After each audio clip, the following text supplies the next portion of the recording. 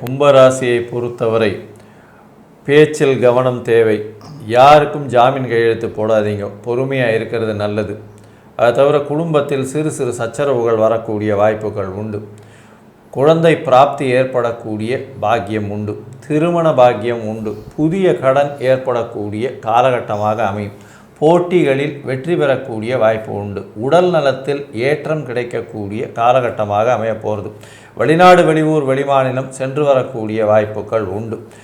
அது தவிர போட்டி எக்ஸாம்ஸ், அதாவது காம்படிட்டிவ் எக்ஸாம்ஸில் வெற்றி பெறக்கூடிய வாய்ப்புகள் 11ஆம் மாதத்துக்கு மேலே இருக்கும். தூக்கம் கெடக்கூடிய வாய்ப்புகள் உண்டு. அலைச்சல் கொஞ்சம் அதிகமாக இருக்கக்கூடிய வாய்ப்புகள் உண்டு. தாயின் உடல்நிலையில் ஏற்றம் இருக்கக்கூடிய வாய்ப்புகள் உண்டு. தந்தையின் உடல்நிலையில் சற்று பின்னடைவு இருக்கக்கூடிய வாய்ப்புகள் நிச்சயமாக இருக்கும். அது தவிர பார்ட்னர்ஷிப் தொழிலில் மிகவும் ஜாகிரதையாக இருக்கிறது நல்லது. இன்வெஸ்ட்மெண்ட் அதிகமாக போடாமல் இருக்கிறது மிகவும் நல்லது. சொந்த தொழில் பண்ணுபவர்களுக்கு இந்த காலகட்டத்தில் பணவரவிற்கு பஞ்சம் இருக்காது. மொத்தத்தில் பார்க்கும் பொழுது இந்த கும்பராசிக்காரர்களுக்கு இந்த பராபவ வருஷம் ஒரு ஏற்றமான வருஷமாக இருக்கும். இருப்பினும் சனி பகவானுடைய தாக்கம் நிச்சயமாக இருக்கும். கேதுவினுடைய தாக்கம் உடல் நலத்தை பாதிக்கக்கூடும் அப்படின்றதையும் சொல்கிறோம்.